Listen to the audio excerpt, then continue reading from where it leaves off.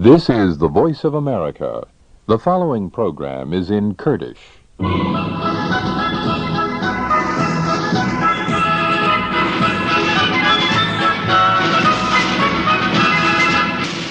ویرا واشنطن دنگ امریکا خوشکو براین هیجا روژا و خوش به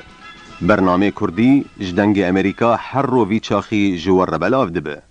ایرو 26 ماه نیسانیه سال 2604 کردی همبر 1992 روژا یکمین بلاف کرنا دنگ امریکا به زمان کردی دمجمیر واشنطن پایتخت امریکا 11 شویه همبر 7 سبه لروج هلاتا ناوین ده دستپیکا برنامه کردیش دنگ امریکا کام زانبن چبویر و رودان لدور جهان دبن دوی دمانو چایی خوندنا خلف زیباری و هومر دیزایی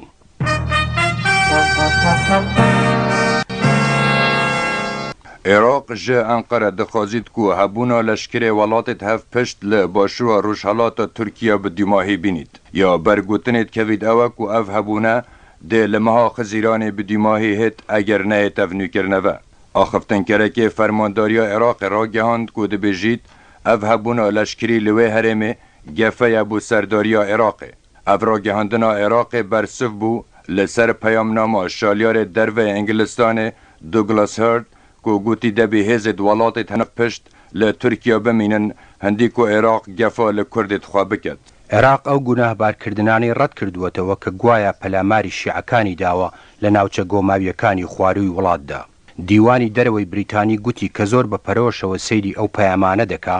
کەوا ڕادەگەێنن عێراق هێرش دەباتە سەر شیعان کە ئەمەش بەرەواژە لەگەڵ بڕیارەکانی جڤاتی تەناهی لە پاش بەزینی عێراق لە جەنگی کەنداودا.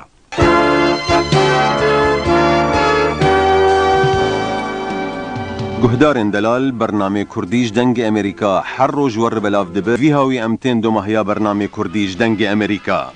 او صالح نجیم حسن جو واشنطن دنگ امریکا روژا و بمین خوش